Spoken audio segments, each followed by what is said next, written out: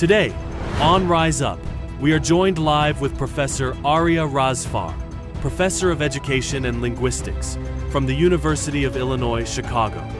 He discusses his involvement in the movement and his support for the Imam's call. This is Rise Up.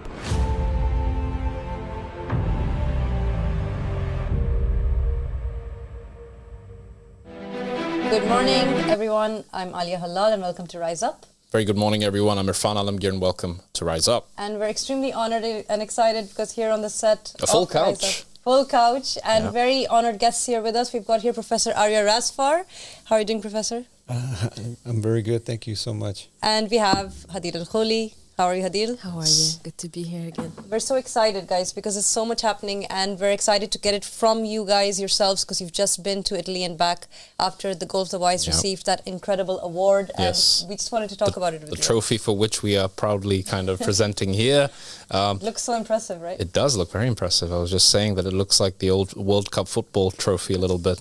The only thing missing is the globe, but it's a phenomenal trophy and it was great to see you guys receiving it at this very kind of prestigious book award that happened in Torino, Italy, and we celebrated it and we had a great time talking about it, seeing you there with the various different academics gathered from all over the world, talking about the best book in religion.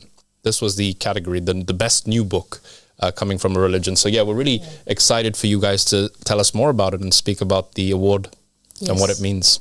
Absolutely. So I can start with giving a bit of a background. So as you said, the award is for the best international book on religion for 2025.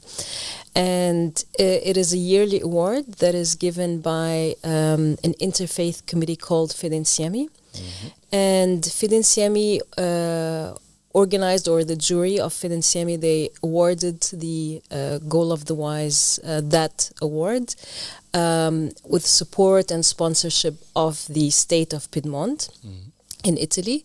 So the official state, of course, and the book fair. So it's sponsored, it's supported by the Turin Book Fair, which is an international book fair. It's the largest book fair in Italy, and it's the second largest international book fair in all of Europe. Right. And us being there, we could see like the number of people that were there. It was incredible. Like I think they told us it's almost like 500,000 people. Wow! What? That's incredible. It's so big. It's as big as a football field, if not bigger. It was really, really, really big. 500,000 people attended.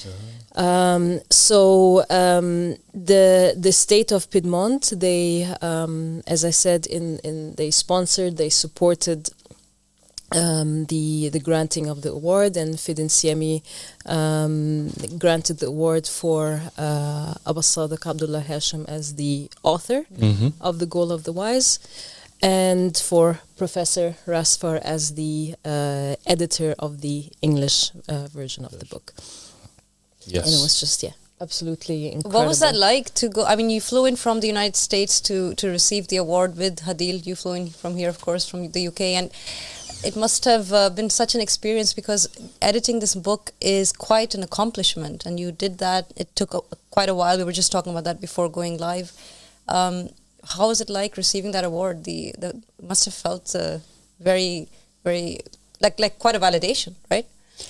Absolutely. The story for me began when, as an editor, when I first met Abba Sadiq Abdullah Hashim in 2021, and he discussed his plan to release such a book, and I'd obviously been following his work for many years before that, but it was finally time to consolidate all that work into one place.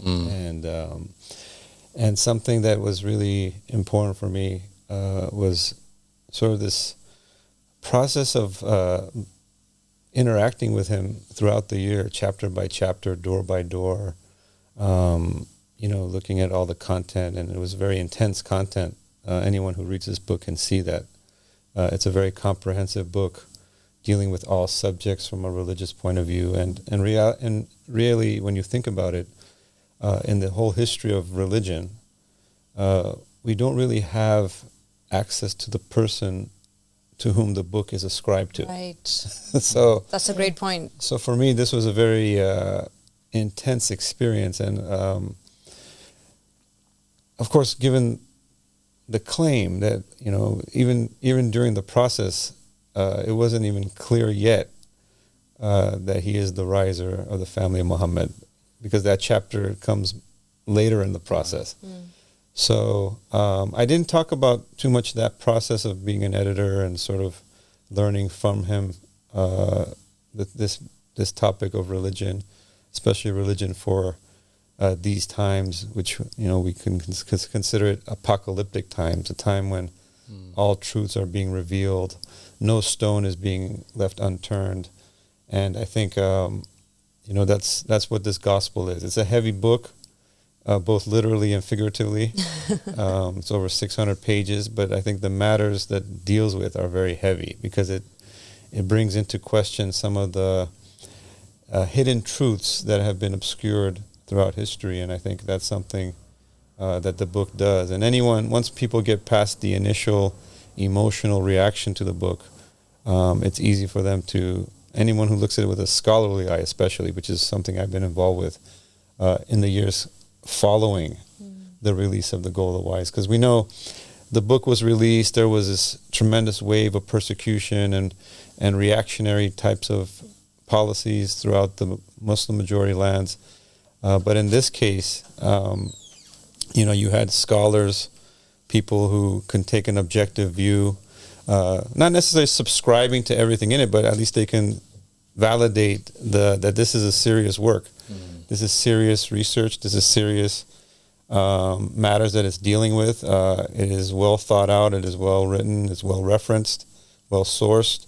It is not just some kind of speculative mumbo jumbo, right? And so I think this award validates that. And for me, when you put it in the context of sort of Easter Sunday, with believers going out into St. Peter's Square and raising the banner that a new pope has arrived, and then for those same people to then show up at the award ceremony, that was incredible to see. By just the a few days later, so you had these sequence of events, which in itself is a great story. You had believers showing up in St. Peter's Square, they're raising this banner, and then they're arrested for whatever. Yes. And then they're released quickly because they weren't doing anything. They're just expressing their faith. Their faith. Exactly. But when has this really happened?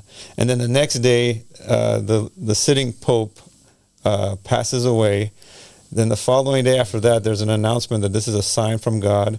Yeah. And then there's a reaction to that from all over the Christian evangelical world, Christian fundamentalist world, I should say, where they're overreacting and they're going crazy. They're calling him the Antichrist. Islam's Antichrist is here, and they're going berserk over mass hysteria. Mass hysteria, exactly. And then just a few days after that, the biggest book fair in Italy, the second biggest book fair in Europe, in the same country, recognizes this book as the best book of 2025. So who could be the author of a story like this? I couldn't even imagine this story. And the thing is, I knew about this award months in advance. And when I'm seeing these events unfold, I'm like, is this really going to happen like this? You could see, maybe. It's just like you couldn't even believe that you were in the middle of this divinely authored story. And so in reality, that's why I believe this award, this trophy, all this, it belongs to God and God only, because only God could author a story like this, and so that's very well said. That's really what I think the last few days have been for me, and it's been rather awe-inspiring. Yeah.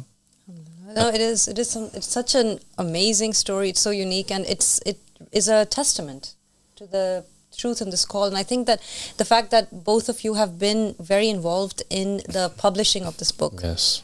Of course, Sister Hadil was massively involved in the Arabic version of the book. And look at what happened. And we're going to get into that more in detail as the show goes on, the impact this book had, right, in the Middle East. It's so amazing for us as believers to see that this book is a contribution to humanity's spirituality and elevation. and now it's getting an award for that. So yeah, we have some pictures that we can show on the screen as well of the event itself. Let's go ahead and show them. There you guys are. Alhamdulillah. And the believers are sitting there in the back as well. Yeah. Hope we have those pictures. Happy times, happy days. But yeah, it was 2 goals for Team Italy, right? There was the Pope and the Vatican, and then the winning of this award happening in such a short sequence of time, like you pointed out, Professor Razfar. But everything was this divine authorship, as you put it. There was definitely a divine hand behind this whole thing. I mean, you coming into the picture in 2021, around that time, Abu Sadiq was thinking about putting all of his work into one book that would become ultimately the gospel of the Qa'im. And here it is the book in front of us, and now the believers show up. The Pope has been ailing for a very long time. People are saying he could pass away any day, but he just happens to pass away a few hours after a few members of our religion take the banners of the Qa'im and put it in the Vatican, and then the Pope dies, and then a few weeks later, the God himself is validating. There is divine validation now of the work of Abu Sadiq in the same land. Yes. I mean, you cannot make this up. This is Not make it up. Divine synchronicity, call it what you want, but it is a huge sign for the believers. And I have to say, it's really good to have you in the flesh. We have had Professor Razfar on the show before, of course. We've had him on episodes of Rise Up to comment on various issues pertaining to the Persian dawah, but also talking about other topics of interest. But I think for those people who are not familiar with you, could you give us a background in terms of your academic background?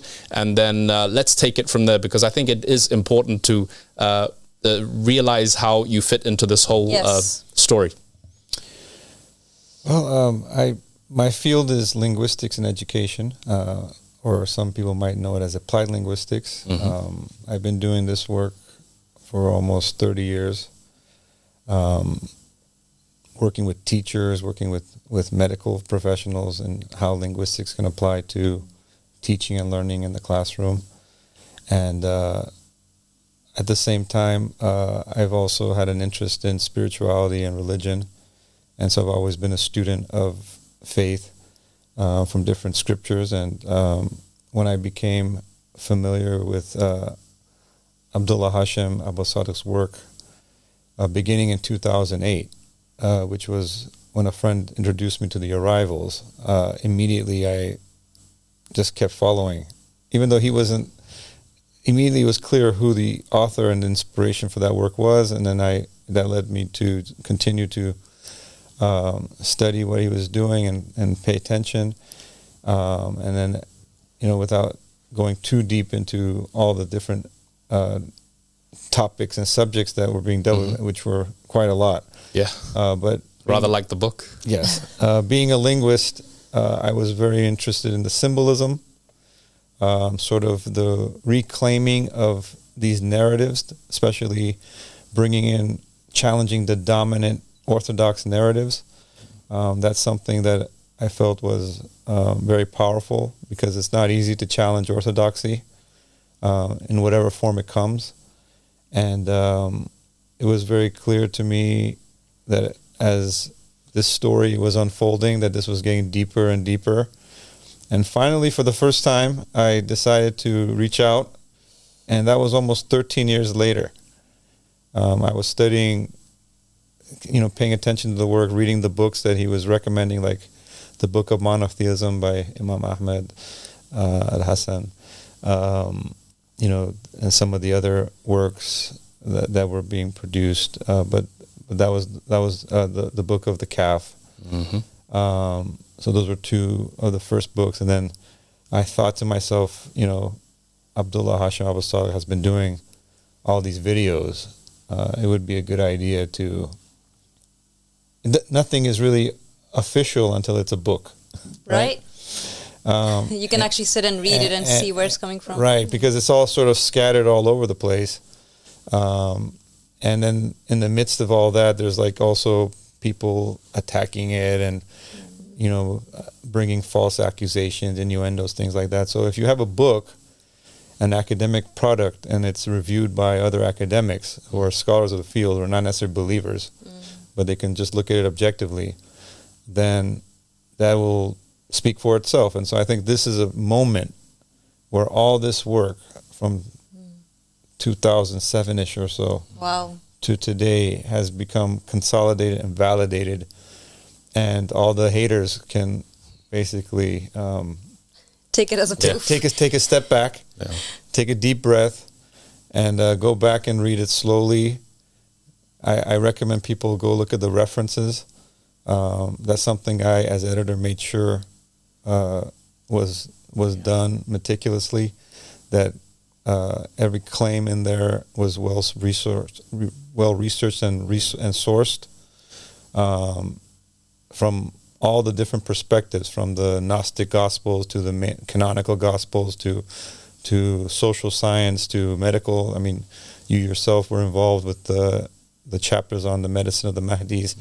So I mean, it's quite an interdisciplinary work. Yeah, multidisciplinary team. Right. It was and it's the citations, everything. It's like reading an academic paper almost when you read chapter by chapter how we initially received the book to now having it in its 600-page form. But it was a riveting journey, rather like the Arrivals was in video format. A very uncanny kind of resemblance to that as well. And I think that this book fair, which is the second largest in Europe, like you mentioned, Hadil, this annual book fair in Turin, in your academic circles, now you're obviously a professor of linguistics and education, but you also have clearly a broad interest in religion. Is this award, it's well known among the academic circles. I mean, you mentioned, Hadil, 500,000 people to be present. And I think in 2024, they had a record-breaking year as well in terms of over 250,000 or around that number of people. Yeah, I mean, it felt when we were there, it's like a national event almost, right? Like you see all types. So I think that's the really amazing thing about it. It wasn't even just an event attended by academics. Or it's you see families, you see children, you see students, you see everyone. So it's really like a nationwide attraction where, you know, people, and we were there on a Monday. So imagine on a Monday, on a work day, and it was packed. And I think that's incredible to see that that again, like an event as not just as prestigious as that, but as well attended as that, sponsors and supports Fidinsiemi, that awarded the award to the Gold Awards. We actually have the footage. Let's get a taste of the victorious footage. Yes. Yeah, let's go back in time and watch what happened when you guys were awarded this incredible trophy. Let's go ahead.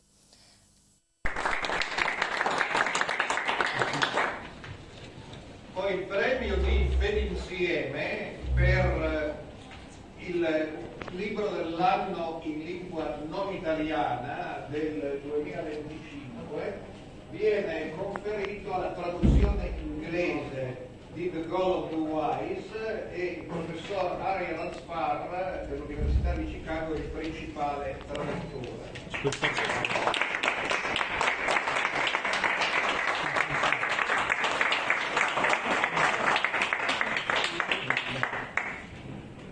He claims that his name was mentioned on the tongues of the prophet Isaiah, the Messiah Jesus Christ, and the only recorded will of Prophet Muhammad, peace be upon him and his family, and peace be upon all of them, thus fulfilling the all-important first criterion of the law of knowing, the Eish Elohim, the man of God, the anointed divine spokesman for each age. While we show gratitude to God and God alone, it is also said that he who is not thankful to the creation is not thankful to the Creator.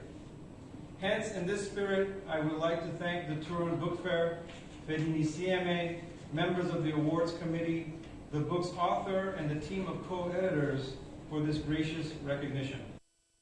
And thank you to you, Dr. Razfar. Thank you so much for everything that you've done and the contributions you've given here to this call, and the fact that you, as an editor of this book, and from your background, you can definitely testify to this.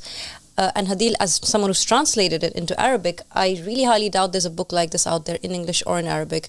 and a book that has contributed to the extent that The Goal of the Wise has to people's spirituality, to their ability to understand religion. Is there anything like this book out there? I think definitely the reaction that we've seen all across the Muslim world, I think that in itself is a statement and testament of the impact that this book has on people, and really pushing the boundaries and completely, destroying the false monopoly on religious discourse and the religious narrative, and allowing people to really for the first time tap into so much more there is to religion than what their religious establishment tells them and what their scholars tell them. And I think it was liberating to see that, because and you will hear in Professor Razfar's speech, and as we were there, he was talking about how countries like Malaysia have completely banned the book. And I think one of the biggest victory is recognizing, regardless, as we said, it's not about the Fedensiemi, they're not endorsing the content of the book, but that statement that, this is a victory for our freedom of religion, our freedom of expression. And I think the timing was perfect.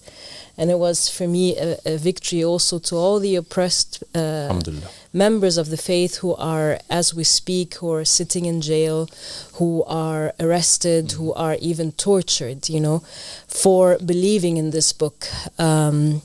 That and all the attacks on Abu Sadiq alayhi salam personally, and I think that was that response that we will not, this is not the time now for we will not in this age now where we allow the banning of ideas and the burning of books and the complete trying to kill an idea, a belief. This is and I think that recognition was incredible to see. Yeah, so important, especially when you mention Malaysia, a country that has banned a book that now, although its content has not been endorsed, they're saying that this is a very credible book that is based on mainstream traditions that go back to Islam and Christianity. Everything is referenced, everything is sourced. This wasn't a book put together by somebody sitting there and plucking out ideas from the ether. Exactly. Every claim, for every claim there is evidence. It's academically sound. It's not just someone's imaginations. It's actually put together in that way. Otherwise, it wouldn't have won that award. It wouldn't have been seen as an academic source or resource for theology or for religious identity. And one that furthers religion and spirituality. So that in itself, and to win the award for that, is a testament to the impact that it had, on people, not just in the Muslim world, but really all over the world. I think you wanted to say something, and I interrupted you. Yeah, I mean, I think one of the things that struck me from that day, and she was present both when we met earlier in the day with the officials from Turin, was this lady named Maria Gabriela. She was there, and she was really impacted by the story of the content of the book and what's happening to people who are trying to read this book. And she was so overwhelmed by this that at the end of the day she was literally in tears and very overcome emotionally. And she said, I need to have a copy of this. And so we found somebody had brought a hard copy in, because it's not an easy book to lug around. It's a pretty big book. So but she took that book, and she was very enthusiastic to read it, to think about it, and so that's really what it's all about. I mean, it's about being open to learning, and really beginning your own spiritual journey. Yeah. And I think this book will be a big part of people's spiritual journey in this day and age, as all the work of Abdullah Hashim has been since 2007 or 8, around that time. No one can deny the widespread impact on a global scale that his work has been, even like, you know, in the old days, it would be like a 3-minute video, a 10-minute video. And at that time, social media and YouTube was new. Yeah. So this is the new medium, and never has a man of God ever had this type of tools at their disposal. Correct? Exactly. This is the day and age for exactly that, for that global understanding, that global message. Right. So, I mean, it's coming with serious, like, gravitas. You know, there's a heaviness to it. There's a heavy, it's dealing with heavy matters. It's coming with divine authority, and it's proving itself on the ground in these day-to-day interactions. And so... And it further highlights the injustice and prejudice of countries like Malaysia, who have something to fear in a book that has been written from an Abrahamic perspective, going through the covenants, teaching people how all the religions are connected. Exactly. It's got this beautiful message of unification, humanity first. Let's get together and deal with the inequalities that are existing on this planet. The source of all our problems, the cure to all our problems. It really is magnificent.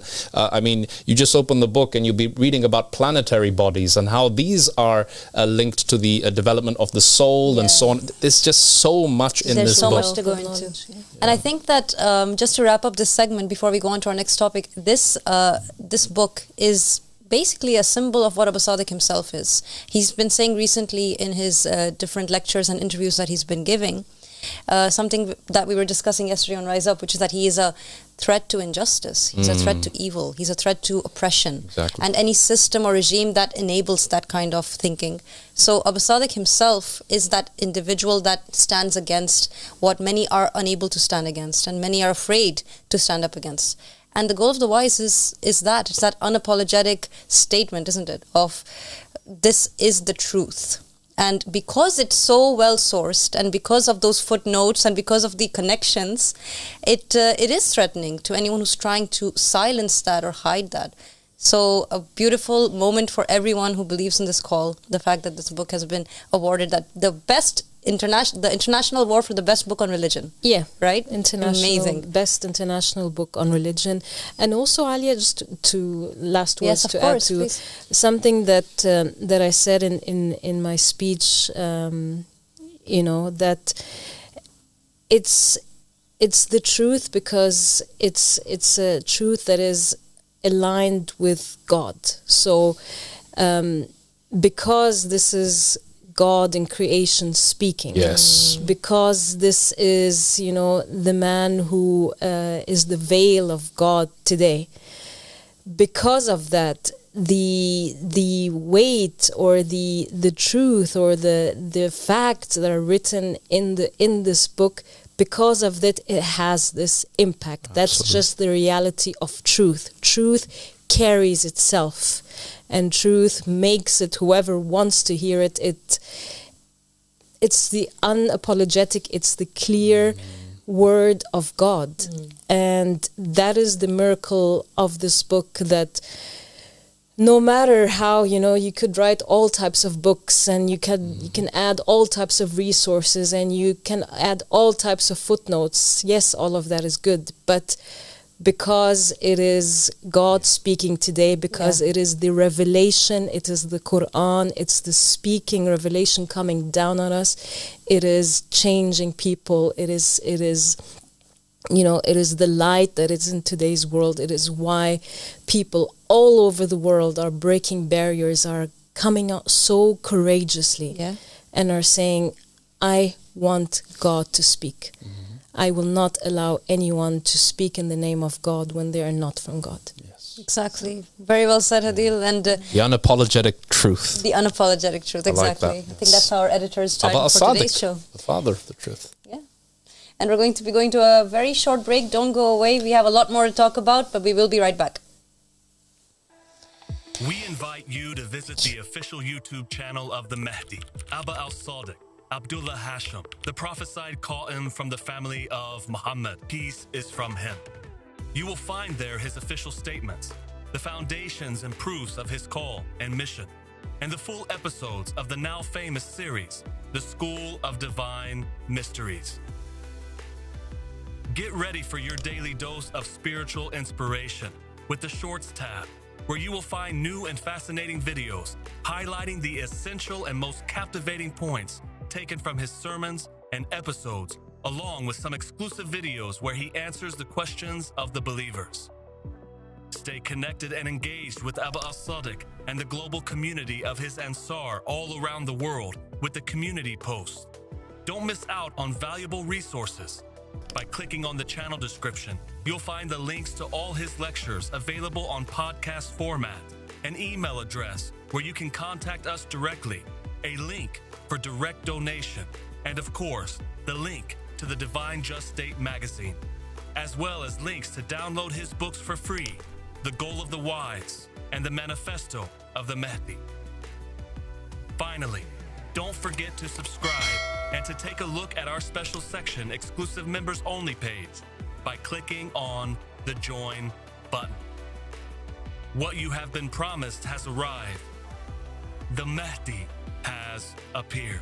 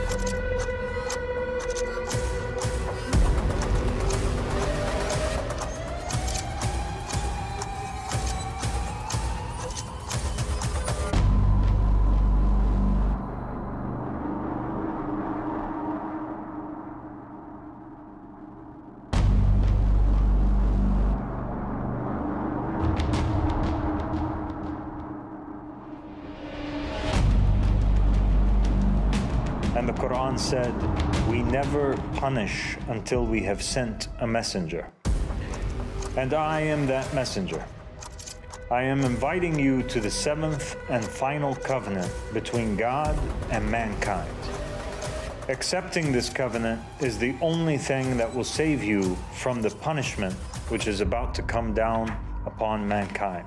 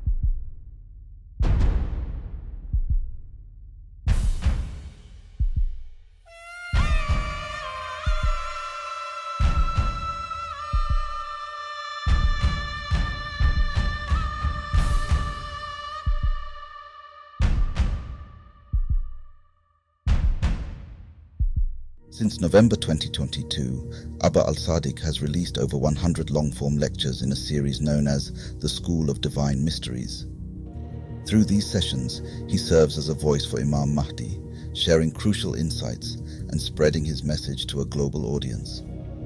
In these lectures, Abba Al-Sadiq addresses various topics, including the true religious understanding intended by the prophets and messengers, insights that have often been distorted by scholars over time. He reveals previously unheard revelations, calls for support, and warns of impending catastrophes. His discussions also critique corrupt Muslim and Middle Eastern politicians and rulers who perpetrate tyranny and oppression against their people in the name of God. Engaging actively with his audience, he answers questions and fosters a meaningful dialogue. His channel has garnered significant attention, amassing over 15 million views online and now reaching out to over 150 million people in the MENA region, Africa and Europe. Tune into the groundbreaking series, The School of Divine Mysteries by Abba Al-Sadiq Abdullah Hashim, and immerse yourself in the divine knowledge which he spreads to the world, right here on the Mahdi Has Appeared satellite TV channel.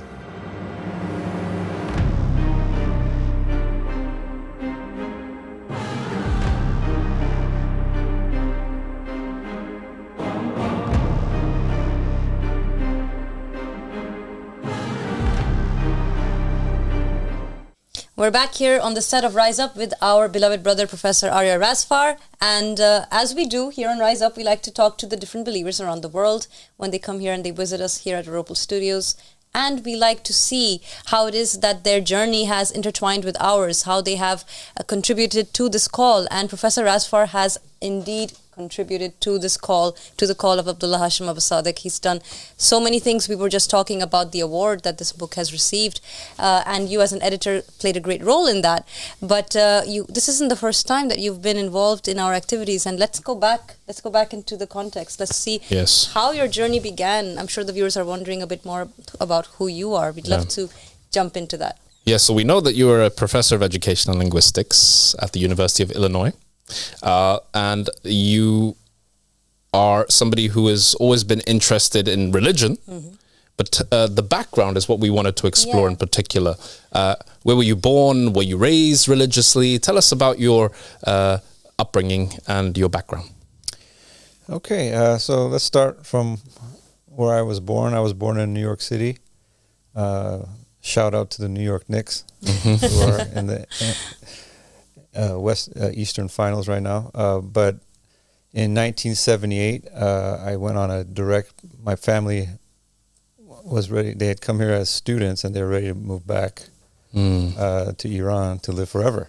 Okay. And I actually flew on a direct Pan Am flight from New York City to Tehran, which is unheard of for the last 40 years.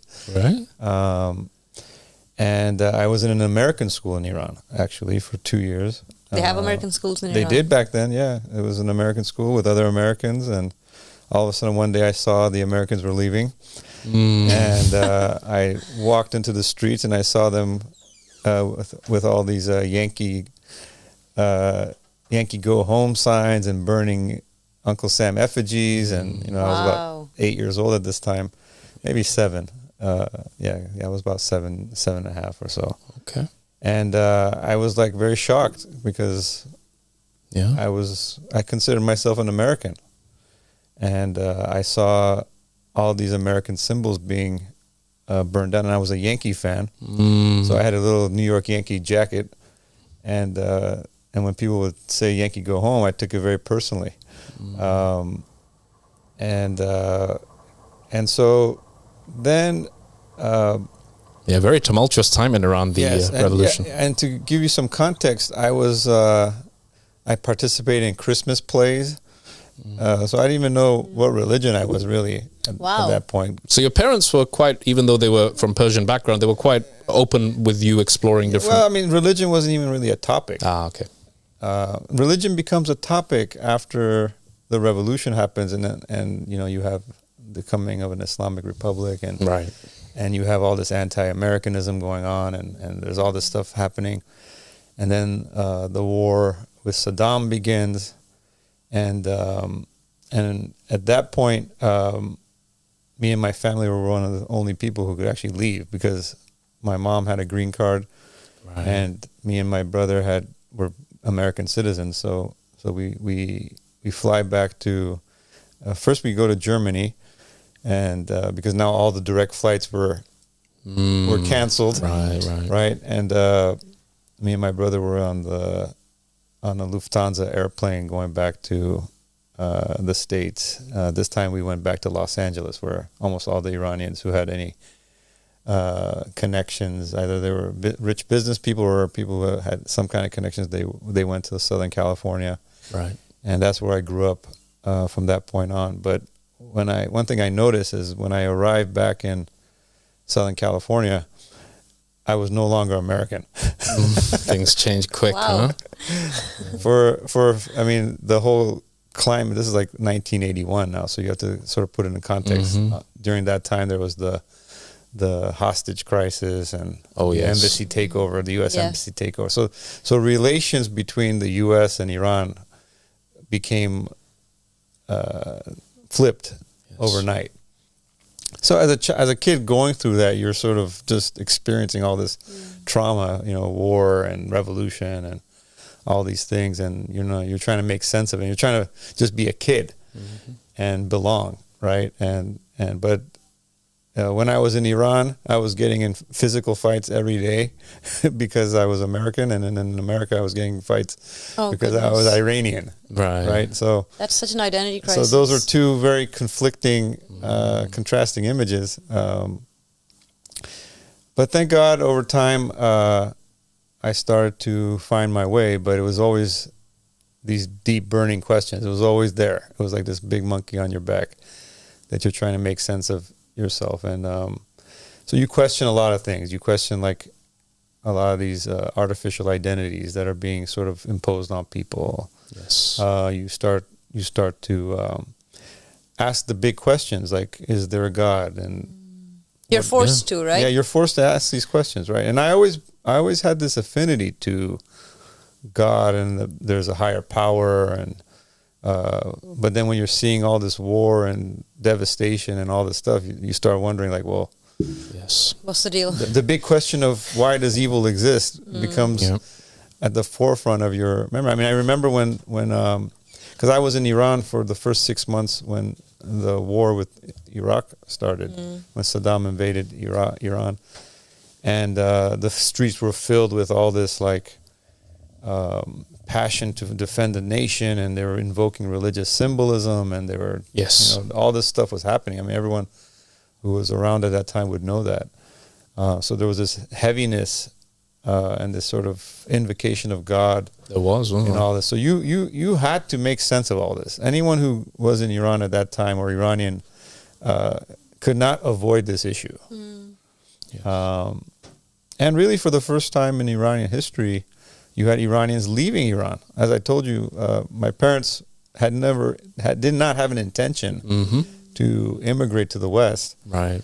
I mean, Iran was a very open, developed society in the time of the Shah before the transition to theocracy under the Ayatollahs. Yeah, I mean, as a child, I did not even know I was in Iran. Because I was in American schools, I was in an American... and the environment was open, and people... It was open, there was a lot of jeans Americans. And shirts and all that. Yeah, I mean, looked the same. We had the same cartoons. Batman, Spider-Man. Yes. So I didn't feel like I was in a different world. But I did feel I was in a different world when all those... When there was a revolution and there was a war. Because even literally when the war started... You couldn't even turn on your lights anymore. You were hearing anti-aircraft missiles all night. Lights would go out. You had to go to the basement. There's air raid sirens, all this stuff. So, high stress environment for a child. High stress for a child, right? And so, that's what war does. Yeah. And then you're seeing people your relatives. My uncle was, for example, he got killed in the war. Oh, goodness, I'm so sorry. You see the people in your neighborhood going to prison. Everybody was deeply paying a big price. And so I'm watching this. And then even when I came back, my family was still in Iran. So we were always tuned into what's going on there. So So you saw a lot of what's wrong with the world at a very early stage of your life. Yes, and you have this very raw experience that basically you spend the rest of your life thinking about it. And I remember during this, the crescendo, the revolution, all this, this name kept popping up, the Mahdi. Yes, of the course. Mahdi was being invoked big time, and so you start asking, who is he? What is he? I mean, my first introduction to religion, I would say, was Christianity, because I was in an American school, and I remember being, as I said earlier, being involved in those like Christmas plays and celebrations, and then also I remember reading the books about Jesus. Jesus was actually the first prophet that I learned about. That's interesting. I remember learning about, and I distinctly remember scenes. Like there was this book, and it had a scene of him being, walking with the cross on his back. Right. It was like a children's book, and so those were the things that I was being raised on. And then all of a sudden, when those schools closed down, I was in a Muslim school, Iranian school, and they were treating me as the other. But only way to belong there is to now learn about all this Islamic Please tell me you took your New York Knicks shirt off at this point. Right, yeah, the New York Knicks shirt, the New York Yankees. Because it became very hostile overnight, didn't it? Yes. People being lynched in the streets and flags burned and all that stuff.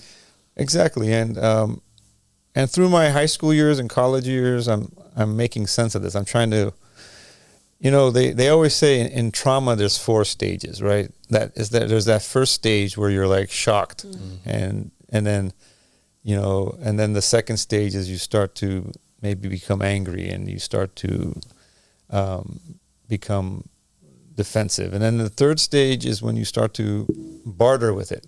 So I was bartering with these two polar opposites. One side is having these slogans out there, death to America, and the other side is, saying F Iran, right? And so you're trying to negotiate your idea between these two extremes, right?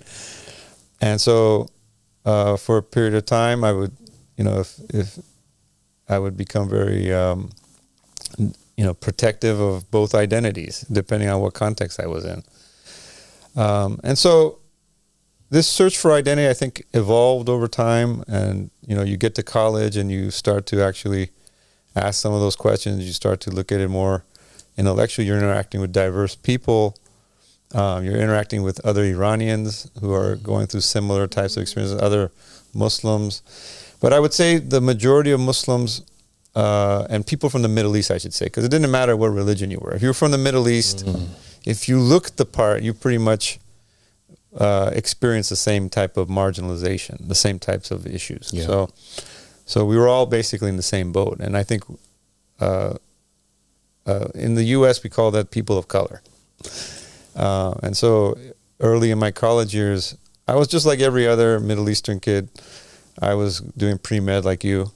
You kept doing it like a good Middle Eastern kid. Or Southeast Asia. Yeah. Yes. But my third year is when I decided that I don't need to become another medical doctor. There's enough of them, right? There's enough of them, but I wanted to formally... Thinking of a comeback. I formally wanted to study these issues of language, identity, culture, politics, ideology. That resonated with you. That was something that spoke very deeply to my entire experience. And so that's where I decided to move away from being a biochemistry major in college to moving towards being for 1 year I was sort of just open. And then finally... You took time. You really did. Yes. Yeah. I just started taking... Who knows what would have happened if I took that year sabbatical or something. I took that. Yeah, my third Why year... Why didn't I do that? My third year was my majorless year. Right. So imagine third year in college, after a whole lifetime of thinking you're going to be a doctor with a big plaque on the wall, a medical doctor and all this, brainwashing. Brain surgeon. Yeah. And also I'm in no man's land. I'm in the wilderness. Wow. That was my personal wilderness, that third year in college. And what was it? Was it those echoes of Ya Mahdi, Ya Sahib al-Zaman happening in Iran? Or what was it? It was probably all of it. I mean, it was just the interaction of faith, religion, identity, Right. all these tensions and Big question marks. big question marks. You're trying to bring it together because the human being likes to naturally integrate and consolidate who they are. So I needed subject matters that made Makes those sense. questions at the center. So Yeah. Interesting. so I became involved in various faith-based communities. I was a big participant in the college political movements. We had a group that was not even officially part of the university. It was called Conscious Students of Color. Wow. And I became one of the leaders of that. And lo and behold, I was like one of the leaders of this Chicano studies movement. And the reason I mentioned that is because actually years later, a student approached me to do an interview with me because they were doing their dissertation about that movement. Yeah. Okay. At college. It was a movement that gained a lot of notoriety. It was covered by the LA Times. It was like something, and that gave me like. So was it social issues only, or also religious and other issues? Religious issues were not overtly part of it, but it's sort of on the sidelines of it because people do things because of their faith. Faith is the big engine that makes people stand up for justice, I think. And it was very clear that the people who were wanted to advocate for justice were driven by a higher calling, Right. something beyond their self-interest. And that was something that really appealed to me. I felt like that was something humanity needed to address. I mean, we could no longer just be individual technocrats, going about our work. And so that movement at UCLA at the time, which was a big part of sort of my embracing of my own narrative. Yeah. Because I'll tell you this, something that happens when you go through a traumatic experience like revolution, war, and all that, a lot of people will just compartmentalize that episode of their lives. Like I would literally tell people, I was born in New York, I moved to California when I was 9, and I would conveniently leave out The middle part, what happened from in between. 78 to 81 when I was in Iran. Wow. Yeah. And I would say I did not start talking about those years publicly until probably 2015. Wow. Yeah, 2015, 2016, around That's that the time. toll it took on you. Well, it was just, I didn't know how to talk about it. Yeah. It's not an easy topic to talk about, especially when there's no recognition of that experience in any of the public spaces that you're walking through. So most people, I mean, this is not abnormal. I mean, if you look at like Germans in American history, they stopped speaking German. Well, like German was like the second most spoken language in the U.S. And after World War I, and definitely by the end of World War II, the amount of German speakers was almost zero. Because if you were a German speaker, you could, you didn't want to like show that you're German. Right. Like it had that at that bias. time. So when the political climate is heavy like that, like I wouldn't want my name would tell people like I'm from somewhere else. But our Aria was not really that obvious, but I mean it is. It is if you know the. Yeah, I mean it's like once they know you're from Iran, they start othering you. So you don't want to. It's just a natural human reaction to sort of like minimize that or altogether eliminate it, right? Yeah, that's such a shame though.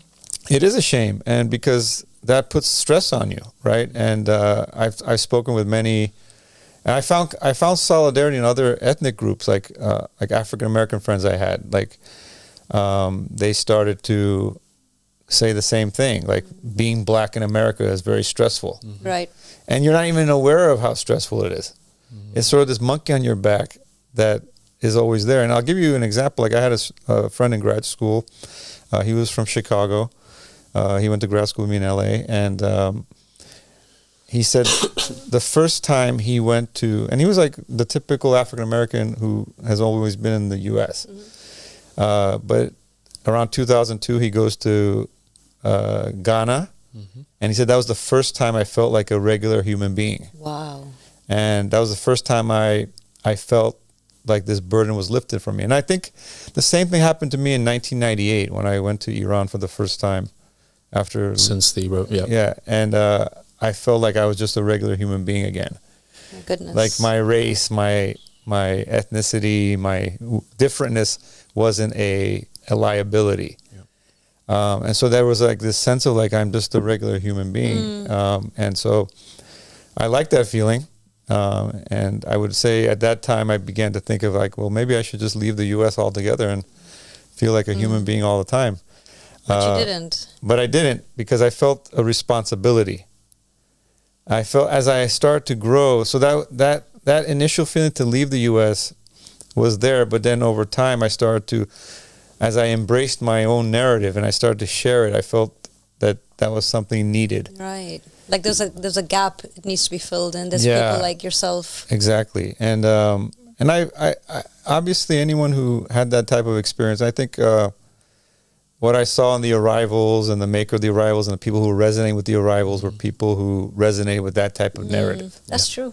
Yeah, no, that makes you unique in that sense, because there are not many professors of any discipline that would veer into these directions where they would say this is conspiratorial, this is just rubbish, but you always had this broad angle lens. You wanted to explore these various things, and I think it's really, really interesting and fascinating, right? That you came from a country that was almost like my grandparents used to go and holiday in Iran, and they used to say it's like going to any European city pre-revolution. And then what happened afterwards in the name of religion, I mean, this is clearly all playing a part in your journey towards arriving at the doorstep of the Mahdi himself.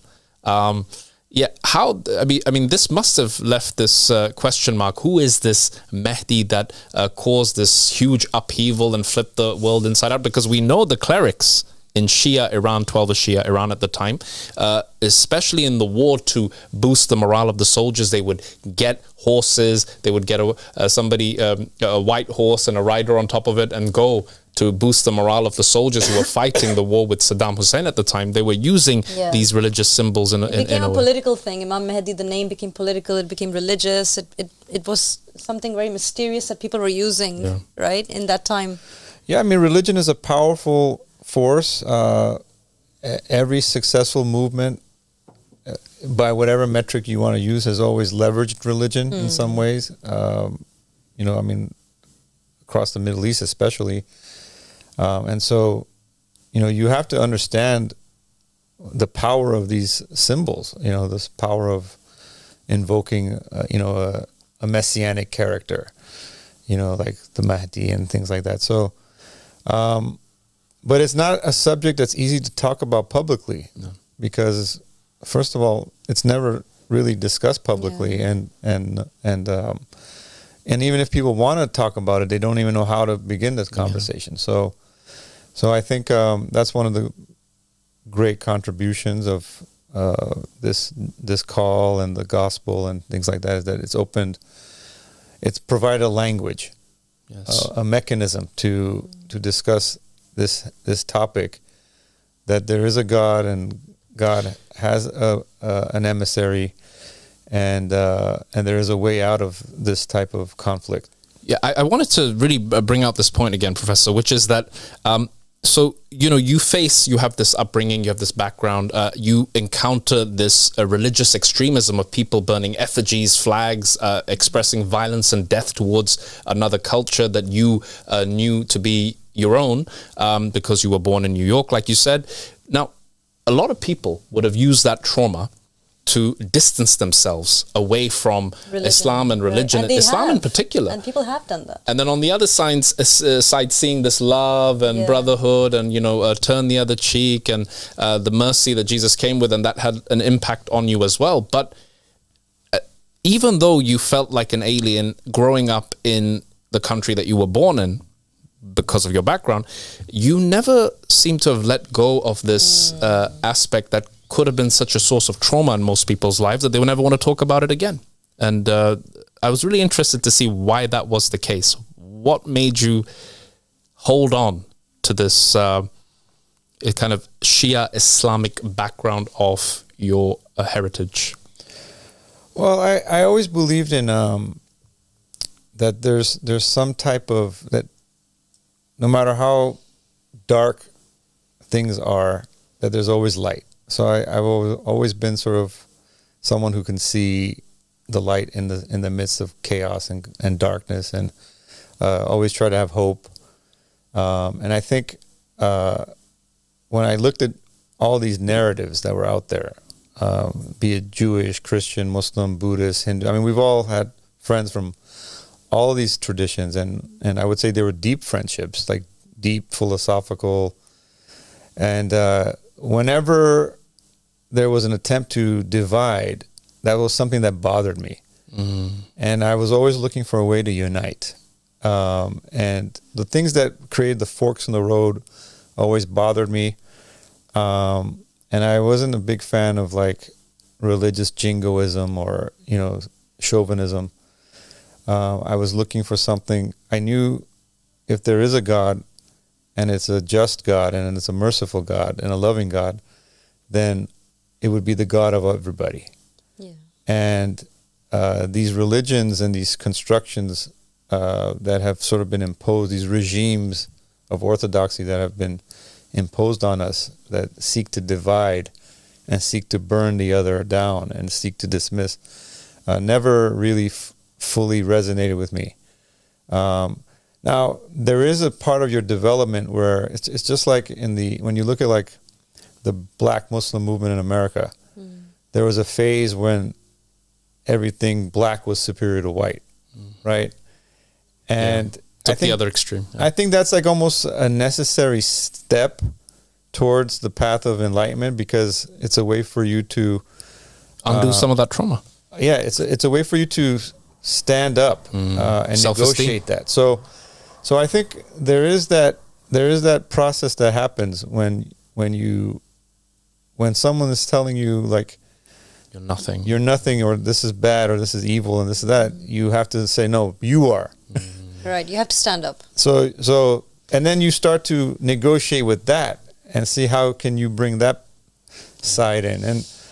And I think on a personal level, I've experienced that a lot, especially since 2015, which has only encouraged me to share my narrative more.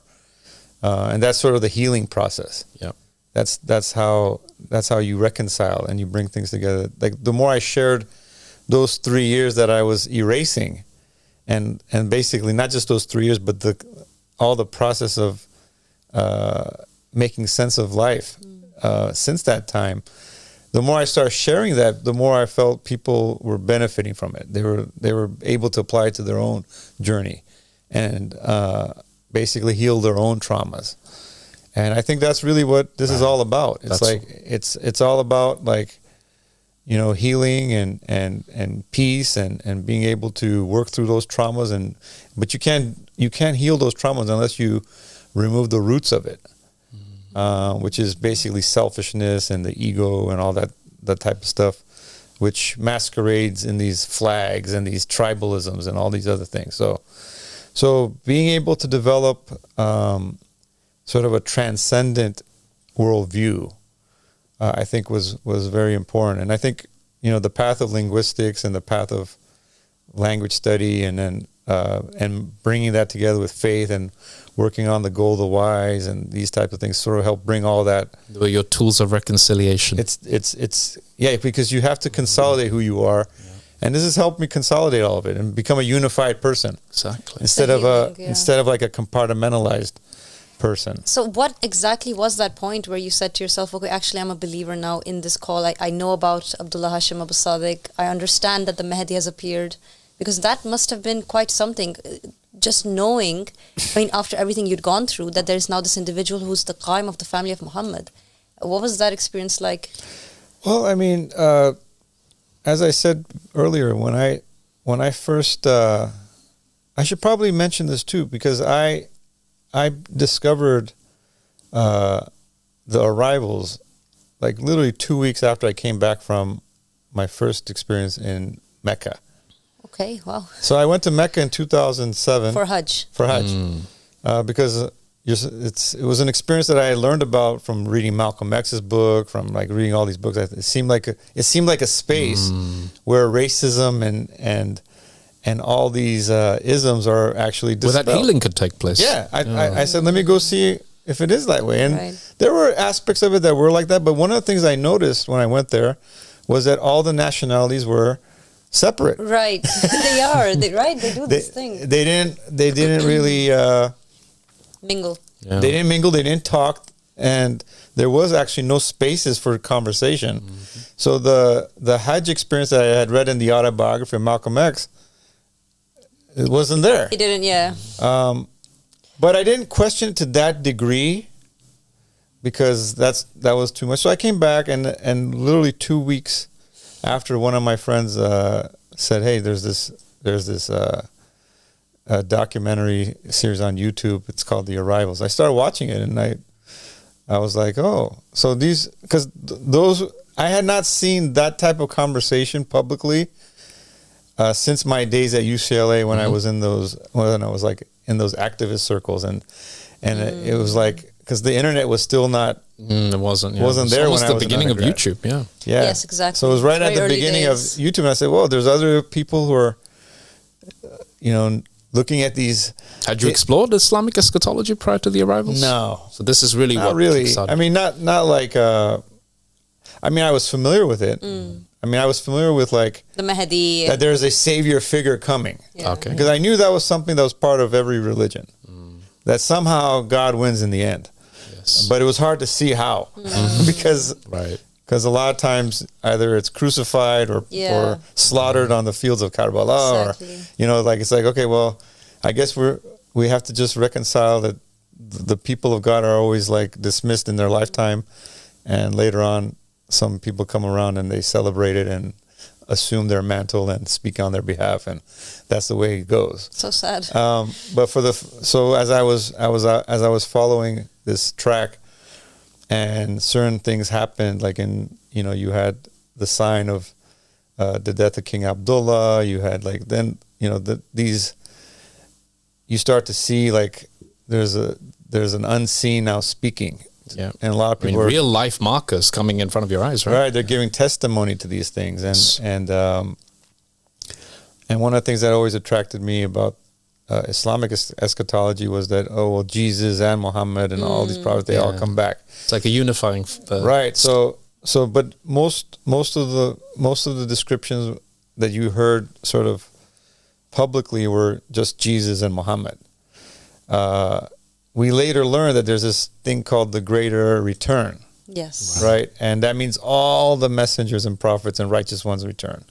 So that seemed to be the mechanism through which this unification could happen. And then like the recognition of like Socrates as a prophet, the recognition of Krishna as a prophet, the recognition of, and not just like say he's like a detailed demonstration through various sources that they are prophets of God. And that seemed to me to be a clear path towards unification of the Abrahamic religions on the one hand, the Eastern religions on the other, and everything that sort of has emerged from those. So I could actually see in detail how this unification happens on an intellectual, spiritual level. And that's something you received through the journey. Absolutely. Yeah. But you had to take that first step, that courageous leap of faith, to actually embrace the idea that actually the Mahdi is here now, and this is who he is, and these are his people. Yeah, the first time I reached out, so I was like studying on my own and just following on my own until 2019. And then I finally sent a text message to the studio. Yeah, that was out of the blue. Yeah, and then like 2 minutes later, they're like, Curveball, as they say. At that point, I had not seen faces to the people who were talking. Yeah. And I was like looking for I was literally looking for, is there another professor who thinks like this? Is there another one? I said, you know what? Let's just roll the dice and see what happens, And so, and that's really when the journey became more personal, and more embodied, because I started to interact with other people who had subscribed to this. And I think I talked to you for the first time on the phone, and it was like sort of mind blowing in a way, because it's like, okay, this is actually happening. Yeah, There's actual people. Exactly. It's not theory anymore. it's a real thing now. It's real actually, story. so that was an exciting transition to see the materialization of things. How long had you been watching the first channel that was launched? Had you been following it from the beginning since 2000? Yeah, I continuously 17. followed everything. Yeah. And all the different strands and divisions and True student of faith. And yeah, there was all these different forks and all these things that were emerging. So I just kept watching and listening, and the consistent one through all this was Abdullah Hashim Abu Saleh. Yeah, he's always. It was very clear to me that his stance is different than the rest of that. He always stood out amongst He did everyone stand else. out. And I finally met him in 2021.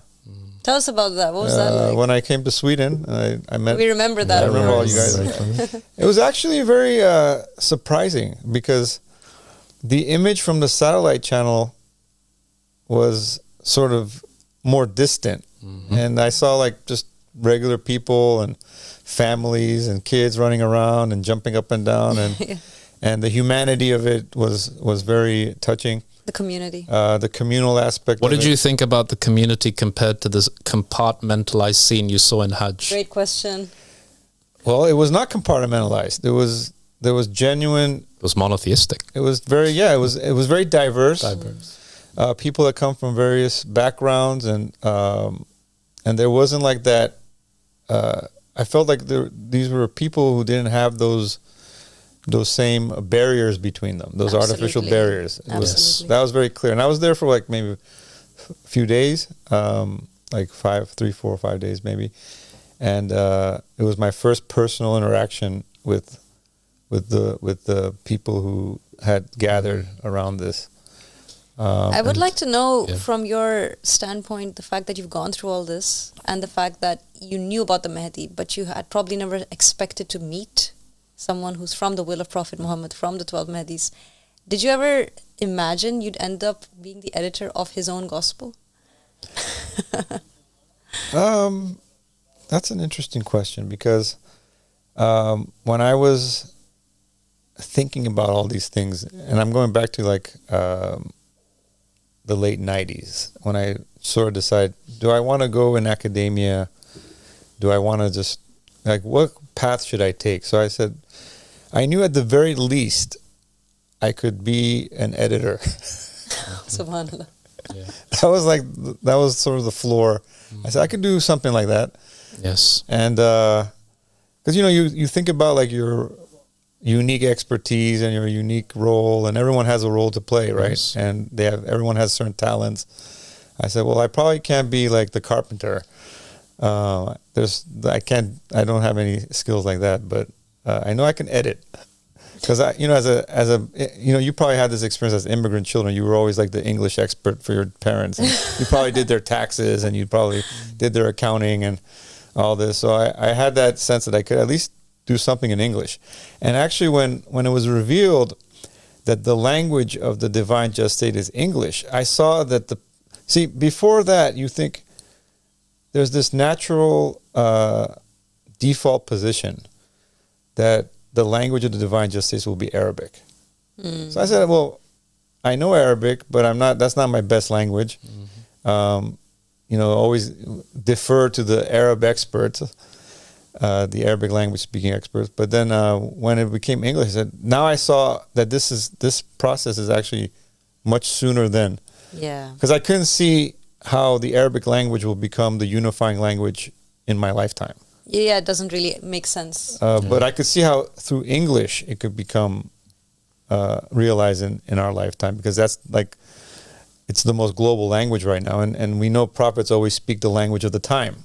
Exactly. And they use the medium of the time, right? So that was as a linguist, that wasn't strange to me, that I couldn't see a savior figure coming and all of a sudden starting speaking in the Qurayshi Arabic of 1400 years ago. But somehow you try to make that fit, because that's the literalist perspective. But when I saw that there's this English opening, that made a lot of sense to me for this time. Yeah. And of course, there's these other languages too. I mean, you saw the multilingual programs, and I used to watch all of them. You know, Oh, wow. I would watch the Arabic channel. I mean, even. I mean, let's make this clear for the audience, because I think it's interesting. Now, when you've been following the call for a long time, usually what people tend to do is they sniff their way around. They're trying to find out what's going on. They might send a message, but correct me if I'm wrong. You picked up the phone and you dialed into a live show. Is that correct? Or you dialed into a show that was going on at the time when you made your first contact? I just dialed the studio, and my identity was clear. Like, and I'm easy to find out. Yes. You could just Google my name. Yeah, exactly. Yeah. We watched some of your talks, by the way. Yeah, so a couple of your TED talks. You know, I said, if I'm gonna, you know, I wasn't gonna like skirt around it that much. Right, you're gonna jump in head first. Like, basically. let me just be myself and be authentic. Mm-hmm. You know, and if it's true, it's true. If it's not, then move on. But I had enough of that belief to accept the consequences either way, and I have not been disappointed. Alhamdulillah. Since that point. And I remember picking you up from the airport when you first landed in Sweden. We went. And then later on, a couple of the brothers gathered, and I remember your first interaction when you first met Abba Sadiq. I remember that Professor Razfar had described this amazing dream as well that happened synchronistically around that time. The brothers were gathered around the fireplace, and we were sharing all these ideas, and I was just like, wow, this is really unique that somebody who is a well-established professor in the West, he's a professor of linguistics and education, he finds the dawah, he comes from this background, and he believes in the Mahdi, and he wants to know and meet the Mahdi. This was, and now we're seeing how this all comes together, isn't it? It's a beautiful journey to the truth, because I think the truth and the unification, these were kind of the drivers behind the steps that you took. And that first interaction with Abba Sadiq, what was that like when you first shook his hand, when you saw his face, when you first engaged with him? Well, it was a moment in the making. You know, I remember entering into the place that you guys called the Ark. Yeah. And everybody was sort of seated in a circle, and I just sat down, and we greeted each other, and then we walked together. It was like two old friends who found each other, and it was as if we had known each other forever. That's beautiful. And I think that was really the that experience, and then, you know, what came out of that first meeting was this project. The Goal of the Wise. That's when he first said that this is about, I said, yeah. I'd love to actually play that clip for the audience. We have you speaking on the Goal of the Wise right here in our headquarters, and we filmed that, and I wanted to show a quick clip of that to everyone. Let's go ahead and play it. For centuries, experts of language, rhetoric, and communication have demonstrated how much nonverbal actions and gestures are essential dimensions of communication and thought. When it comes to existing holy scriptures, none of this information is available to later generations. Even if we had access to digital recordings, which we don't, we would still be limited in making sense of these words. 3 years of pandemic life should clearly make us keenly aware of the gaps in digitized interactions and appreciate the importance of social interaction and embodied communication. This gap in communication between God's chosen ones and their adherents has undoubtedly led to uncertainty and confusion amongst the people. A gap that has only increased over time to the point where the original communications, intentions, and meanings have been effectively lost at best and intentionally manipulated for worldly gain at worst. You are the writer of the foreword of the book. Mm-hmm. That's what you were reading from. And this book changed everything. It changed everything, not just for the believers in this call, but worldwide. It was such a phenomenon. Nations shook. Tyrants on their thrones who were looking to arrest our members simply for existing. They were shaken. let's comment a bit on that, the persecution aspect of what's happened because of this book. Yeah. Tell us about this aspect, and it's been big in the land of your parents in Iran, where so much persecution has taken place. Well, I mean, that shouldn't be a surprise for any great work, really. I mean, you look at Socrates, you look at Mani, you look at, all these Maimonides, these great figures. Whenever they said what they had to say in their time, they were met with resistance. So book burnings, book bannings, which is something that's actually happening in America right now. This kind of hostility to thought and the freedom of expression is always a tall tale sign that something important is being said. Yeah. So I think that confirms. Unfortunately, it does lead to persecution and suffering, and so I think it's necessary for us to speak out against it, and I think we have been. And all the activities that we do with the human rights activists and the professors, and this type of work is only helping bring the word of God and the truth higher and higher into people's awareness. So I'm not surprised that there's persecution, because it challenges the very foundation of those regimes of thought, both intellectual regimes and political regimes and all kinds of regimes. And I think when you start to deconstruct those things that have created this type of oppression, those in power are going to naturally want to, their default is to try to preserve their power at whatever cost. So they're trying to bring fear to people and from talking, but it's having the opposite effect. It is. It really is. And we only see this growing. And people are starting to pay attention, and they sort of can scan through the disinformation and the allegations and sort of the things that create fear from people pursuing knowledge and pursuing the truth. So anytime something is banned or persecuted or marginalized, that usually is a signal. Yeah. Go there. Big red flag. Pay attention. Exactly. It's a signpost. What's going on there? It's interesting, right? It's like there's no smoke without fire. I mean, if people are this alarmed by the book, and when we say people, of course, we're talking about, as you said, those who are fearing their power being taken away from them, which is very strange, because this religion, this call, this book, it's a very non-violent movement. It's a very spiritually elevating movement. There's nothing... we're peaceful people. And yet, despite that, we see this crazy kind of backlash from the Iranian regime, from the government in Iraq, from the Malaysian government, and these different governments are attacking our members for just living in their homes even. And it's very strange to us, but it is, as you said, predicted. We can see that this would happen. Historically, it's happened before with prophets and messengers, with their messages. But it is very interesting that the Goal of the Wise, because of its truth, is becoming the most dangerous book in the world. And it's winning awards because of how coherent it is and how academic it is. You actually spoke out and spoke on behalf of some of our members who were persecuted in Iran, where a lot of the persecution has taken place. Really horrific stories have come out of Iran.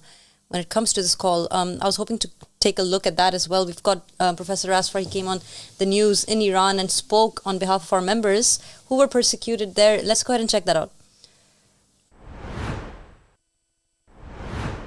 رازفر بیشتر اصلا اگر که در ارتباط با این خبر واقعا جزئیات دیگری دارید من میشنوم. ضمن اینکه دوست دارم اصلا توضیح بدید برای ما که این گروه مذهبی به نام احمدی چه هست، که هستند، آیینشون چه هست. خیلی ممنون. سلام و درود بر شما و همه بینندگان. این دین صلح نور احمدی یک دین جدیدی نیست، در واقع یک نهضتی هست که در 2004 در عراق شروع شد و ادعای مهمش اینه که به امام 12 وصلن و یه باورهای جدید و تحریف‌هایی که در اسلام شده رو اومدن تصحیح بکنن و امروز می‌بینیم که در کشورهایی که به قول معروف اسلامی هستن خیلی از این دیدگاه‌ها داره باش مبارزه میشه و حساسیت نشون میدن. در الجزایر دیدیم که چند نفر زندان رفتن، الان هم تو ایران دارن بر علیه این گفته های این گروه دارن حرکت میکنن و کلا برمیگرده به اون اصولی که مهم است، اینه که باید آزادی بیان، آزادی فکر، آزادی اندیشه، آزادی باور، آزادی دین باید همیشه برقرار باشه.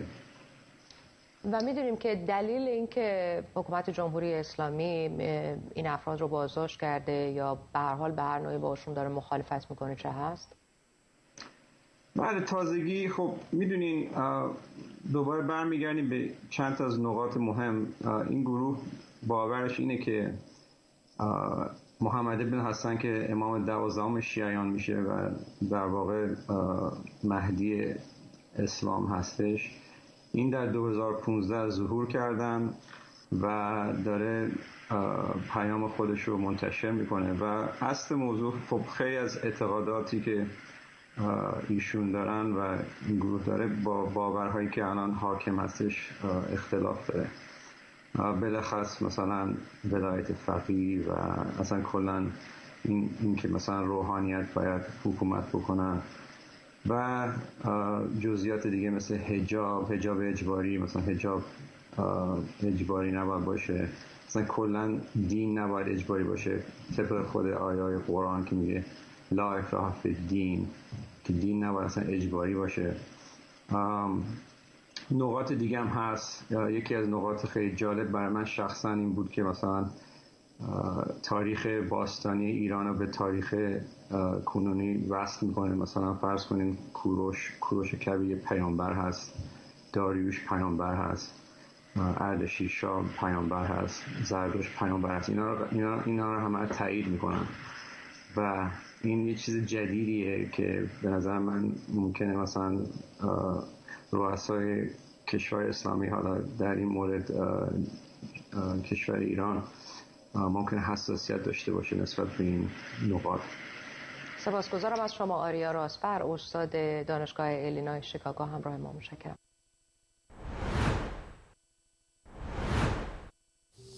So that was a clip from an Iranian satellite television channel, correct? And they were talking about why the persecution in Iran is happening from a religious perspective. What is it about the teachings and theology of the Ahmadi religion of peace and light that is so threatening to the regime? And I think you beautifully highlighted the nonsensical reaction that we're seeing on the ground. For example, mentioning that hijab is not compulsory. And it is based on evidence found in the Quran and things of this nature. The unifying message, the old ancient history of Iran being a monotheistic religion through Prophet Zoroaster. Yeah. And this would make a lot of people, you know, scratch their beards a bit. What is he talking about? What is going on? I want to look into this. So you kind of very cleverly open that door for further exploration of this religion. And I thought it was really well done because they're like, this is a professor in America who has got an academic approach towards looking at this religion. And you know what? I'm really interested by what he's saying. I want to know more. Exactly. Yeah, the only thing you didn't do is give the website. That would have been a cool way to finish it off. If you want to learn more...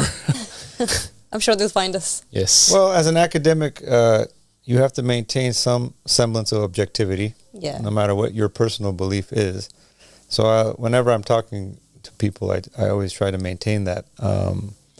But I mean, the points that you highlighted, I think, are very important. And one is there's the sort of the commodification of certain religious symbols. So, for example, the headscarf, that was something that as a child, because overnight, every woman in Iran had to wear a scarf. And so you would think that the scarf is the religion. And that still is being done today. I mean, even in the West, when they want to put out a diversity picture. They put a woman wearing a scarf. So the scarf has become sort of this de facto symbol. And so when you come out and say it's not obligatory, there's this natural reaction to it. It's like, because wait, this is the flag of the religion. This is something that that God has mandated, yes, and it's how you distinguish yourself from everybody. So that's number one. So there's sort of this weaponization of the headscarf that's taking place. And then there's with the Iranian context, there's this whole issue of the pre-Islamic prophets of Iran.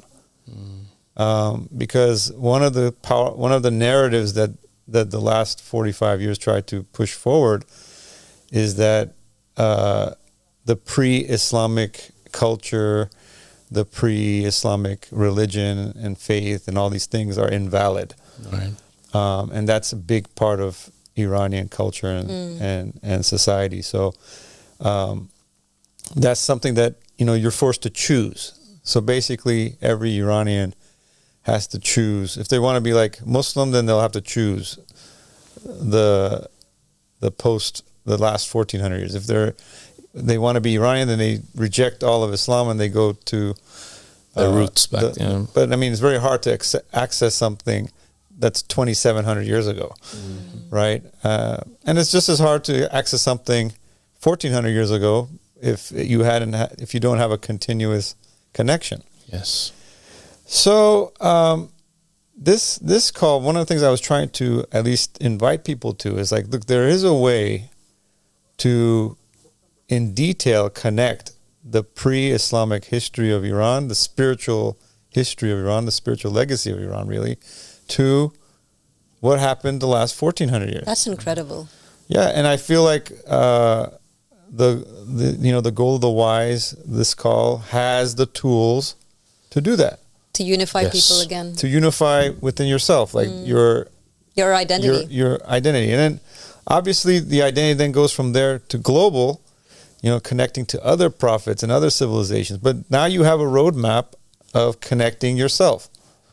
Yes. And really that's what the goal of the wise is. It's a way to unify your identity. Yes. Across all these different forks and these different turns and all these places where you're expected to denounce an identity, or because I mean, when you look at Iranian history, it's rich with Zoroastrianism, it's rich with Judaism, it's rich with Christianity, it's rich with Islam, and it features prominently in end times eschatology. Yes, but before we get to the end times, let's go. How far back you want to go? Let's go all the way to the beginning, and take baby steps forward and reclaim our identity. Because there's so many forces throughout time, colonial forces, religious fanatic forces that have tried to divide us, give us artificial flags and all these things. And what do we do to feel like we are partners in this divine project? Which these differences were never meant to be divisions. Exactly. They were always meant to be ways in which we transcend and unite. We progress on the journey together. We're not meant to relinquish our previous identity. It's part of the whole, isn't it? Absolutely. And that's monotheism in action. Subhanallah. Right? Yeah. Monotheism goes from being just an idea, an abstract idea, to actually practical methods. So I mean, one thing is very clear. When you go to various religious seminaries, they're not really engaging other texts. They're not, for example, Muslims are not reading the Bible. Right. They're definitely not reading the Bible in Hebrew, because Hebrew is like the enemy, right? Like there's not like this is not part of the curriculum, right? And so, or they're definitely not studying Sanskrit. And I think what we're getting from this call is like, look, if you really want to know the story of God, and if you really want to be a godly person, you need to be fluent in all these languages, all the languages that God has spoken, all the messengers through which he spoke through, right? And I think, being able to connect to the Indian religions, being able to connect to the ancient Iranian religions, being able to connect to the Greek religions, the Greek philosophies, and seeing the interconnections has really been a powerful journey, both individually and collectively. And I think anyone who has got that tendency, and I think this is a natural tendency, will resonate with it. Because I think a lot of people intuitively know this. They're just not sure how to do it. I think there's a lot of power in this unity. And there's a lot of, like you said, we're reclaiming an identity, right? So doing that and actually moving forward together as a collective is so powerful. It's so revolutionary. And it's exactly what we need. We can't heal without this. So it's what we need, but also it's what we need with that individual who can take us on that journey, that present day, modern day messenger. It's not just through the books that we find those connections and we get excited that there might be a coincidence happening. Absolutely. It is a fact. We need a man appointed by God, a man with the Spirit of God. And this is where Abu Sadiq became so pivotal in this journey. And I was fascinated by the way, Iranian religion before Islam came. I found it fascinating that Salman al-Farisi or Salman al-Muhammadi was the one companion about which the Prophet Muhammad, peace be upon him, and his family said, Salman is from us, the Ahlul Bayt. Right. And I was like, okay, so what is the spiritual legacy of Salman? And the encouragement that the Imams of the Ahlul Bayt give to read about the story of Salman, because he was a true seeker and he came from this background of Zoroastrianism, then he became Christian, and that journey from Zoroastrianism to Christianity is a fascinating one, and it's something that Abu Sadiq is revealed to the world. He helped us to see these connections, that which was there, those pieces of the puzzle coming from these different traditions. He made that picture complete. And when we learned that, because I was always thinking, you know, when we did these plays that you mentioned at school, well, in one of those plays I played the three wise men. Right. Oh, same here. Right, there you go. And you are taking these gifts and they're from the East. I was like, I wonder if they came from India. Like I wonder where in the East are they coming from exactly? And then you learn, well, they were Zoroastrians. And then Abu Sadiq says, well, you know, Zoroaster was a prophet of God. You know who inspired him? A person by the name of Ahura Mazda. Do you know who Ahura Mazda was? The Lord of Wisdom?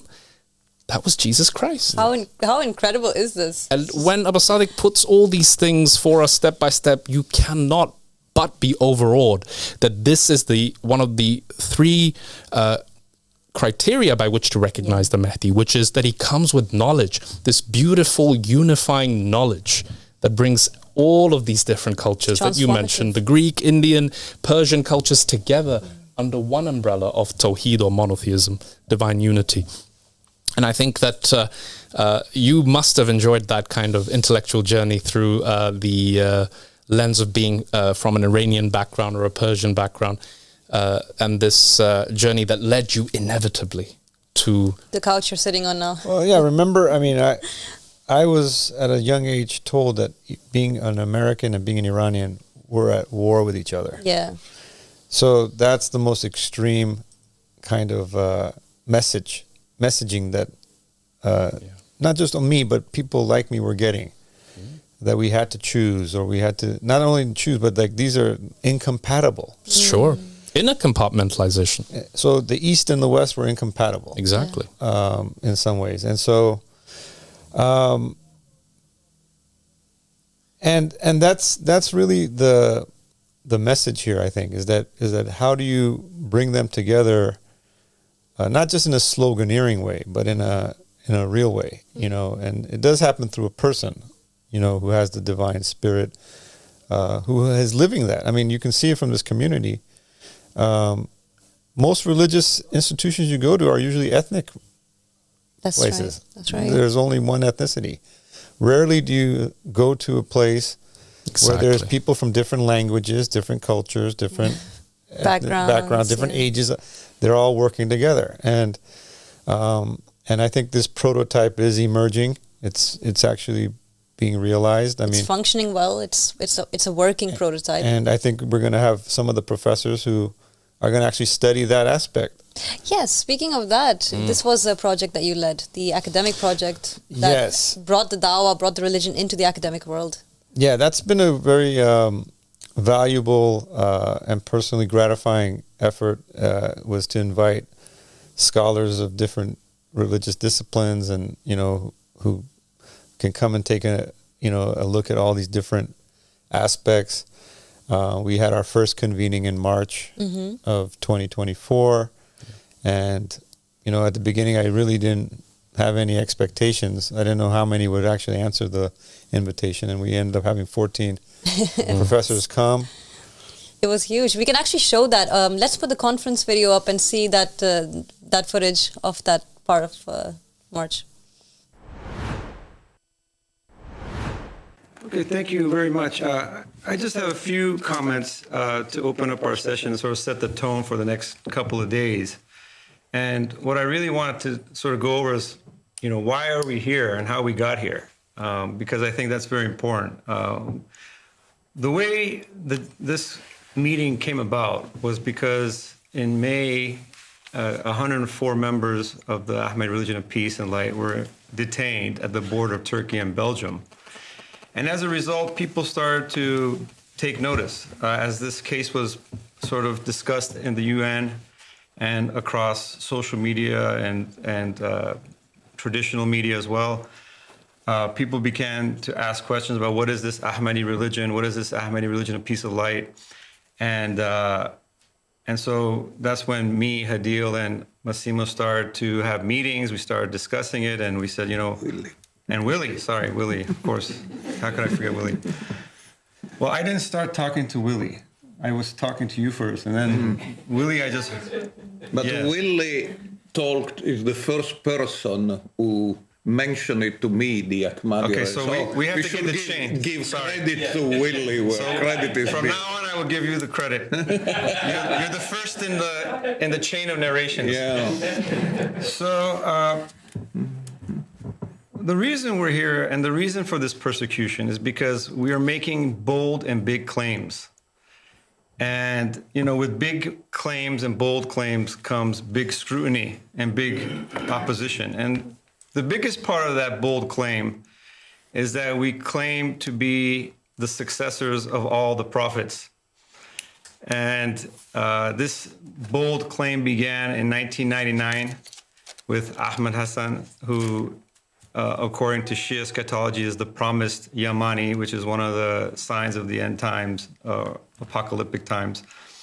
And it was continued. This bold claim was continued with Abdullah Hashim Abu Sadiq into our current time. And that's where we are today. And so we're here to learn about the 7 sessions are basically thematically organized to deal with all the relevant topics that has caused this persecution and this type of reaction, especially in the Muslim majority lands. And, you know, we also are claiming that we are the Kalki of Buddhism, of Hinduism. We are the Maitreya of Buddhism. We're the Mashiach of Judaism. We are the Messiah of Christianity. And we are the Mahdi of the Muslims. So this is big claims. And as I said, with big claims comes big scrutiny. And that's why we've invited, you know, well-renowned scholars and activists to start to take this matter and examine it and put it out in public and see, you know, what is the validity of it and what grounds does it stand on and so on and so forth. So that was a very incredible moment for all of us to sit there. 14 professors, you said 14 were there, and they were scrutinizing the religion. They were asking questions. They were reading the book. They were very curious. Yes. They were amazed. Tell us more about that. The scrutiny or the experience? Both. Gathering them, tell us everything. Yeah. Well, as I said, the gathering, you know, began with the connection to Willie and Massimo. Can't forget Willie. Yes. Can't forget Willie. And he started, you know, we had conversations there because they really became aware of it when the persecution was happening. So the persecution got global attention, you know, and so then naturally what happens is like, why are they being persecuted? Of course. Are they like crazy fanatics? You know, what are they all about? And, you know, when you scrutinize what we're about, it actually turns out we're actually the most progressive ideology in the region, you know, that's being persecuted. And so that actually resonates with people in the West who at least overtly espouse being pro-freedom and freedom of expression and freedom of belief. And so from there, I think the first meeting was very productive. That was a chance for them to see the community. We did, there was presentations that were done on different aspects. We covered the idea of the seventh covenant. We covered the persecution, obviously. We covered Plato's Republic. Yes. And then we talked about the media. We talked about the medicine of the Mahdi's aspect, which was your presentation. And then we talked about, at the end, religion is a man. Yes. And that's when they got to experience the community. Exactly. They came into the basilica, and I saw how that was, the basilica event was one of the most memorable events. And people got emotional during that. Yeah, including the 14 professors. Yes. I think It was intense. They were visibly, if they started out very distant, they became incredibly moved by the experience. They felt drawn in. We welcomed them, and they felt it, and we appreciated that they came, and I think they appreciated that we were hospitable. Yeah, and I should probably mention this. I was in the truck, not the truck, the van, afterwards with Eileen Barker, who is, everyone knows who Eileen Barker is. And she compared the experience to the time she met the Queen of England. So interesting. Wow, that says a lot, So, and I know, as an American, I didn't really understand that too much, but I know the Queen is a big deal over here. So I hear she was, yes. Yes, she was. And I think, and when I asked myself, like, what caused that kind of expression, it was mostly like the humility. It was just because these are people who studied new religions before, and whenever they experienced like the leader of the religion, it was always like this top-down figure. Yeah. And they were, I think, blown away by the humility and the humaneness and the communal love that was expressed there. Hospitality. The hospitality. And they could see like all the different faces and languages and socioeconomic backgrounds, and everybody had gathered there. So it was a deep and moving moment of sincerity. Yeah, and our transparency is something we're very proud of. We're very open people. We want to reach out to people. We want them to come in. Yeah, and I think the transparency and like the reaching out is actually our major strength, because that actually shows that we're not like this exclusive group, or we're like this cult that is trying to hide from everyone, hide or separate. In contrast, it's the opposite. So I think this was a big opening at the time, and I think it's led to all these other openings. And I think it's only going to keep moving because the message sells itself. Yes, exactly. And it's the man behind the message that is attracting people from across the globe, from every background, from different spheres of life. It's amazing. I mean, this is why Professor Razfar is sitting here right now. That's a spirit of truth. Whenever Sadiq talks, he speaks the truth. And like we said, the unapologetic truth. He's not going to compromise on this aspect.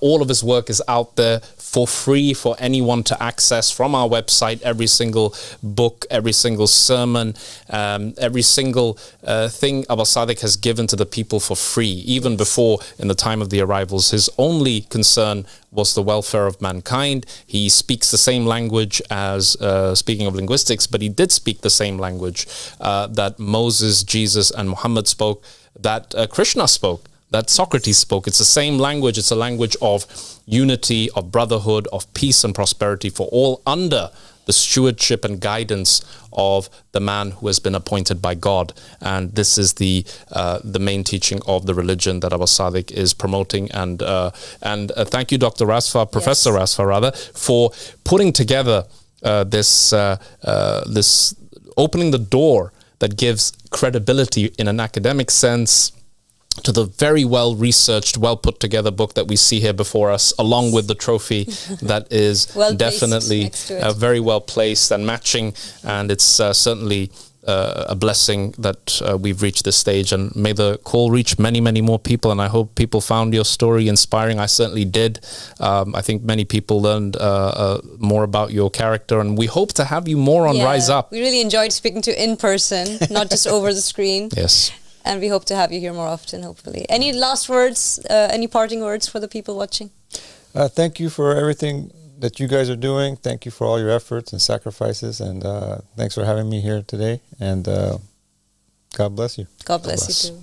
Thank you so much, Professor Razfar. That's it for today's show. We'll see you guys again tomorrow morning on Rise Up.